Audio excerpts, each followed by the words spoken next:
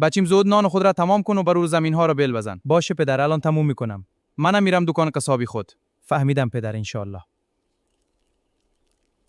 پسر گلپی این بیل را بگیر. زمین ها را خوب چقدر بیل بزن. از سر تیر نکنی. باشه پدر، میگیرمش. آفرین، درست بیل بزن. قول میدم. ای خدا، چی وقت از دست این کار بیغم شم؟ ای خدا، اینجا هیچ کس نیست وله. ای خدا، چی وقت از دست این کار بیغم شم؟ ای خدا، اینجا هیچ کس نیست وله. جان چی یک دخترک های زیبا و امید مال است اخی. ما دختر نیستیم، ما سبزیجات هستیم نادان. ببخشید نفهمیدم. ما رو مسخره کردی، دیگر با تو حرف نمیزنیم. والا امروز هیچ کار نیست، بیخی بیکاری است. الو لیمو جان، 1 کیلو گوشت گاو تازه برام بیار. درست، من همین الان میام.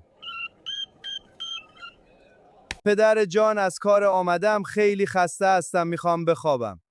باشه پسرم، برو بخواب، من کنارتم. ممنون پدر. خوابهای خوش. پدر جان، مادر جان، امروز بچی لیمو گلپی بالا ما پرزه رفت. بچی خر در زمین ها. واقعا؟ عجب داستانی. بادینجان برای لیمو میگوید پسر لوچک در زمینا بالای دختر من دختر بادرنگ پارزه رفته است. ما بادرنگ همراه پسات میفهمی. چی پسرم اونجا چیکار میکرده؟ برو خودشو پیدا کن بفهمی چی شده.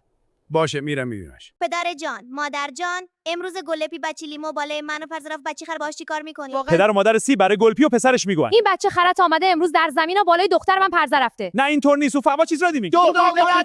این چه بی‌ادبیه؟ برو دنبال بچه‌هات آدمش کن. لیمو، این پسرت گلپی دختران ما رو هر روز آزار میده. بله، او مدام ما را اذیت میکن. نه این حرفا دروغ است. دروغ نیست، همه شاهد هستند. تو باید جلوی او را بگیری.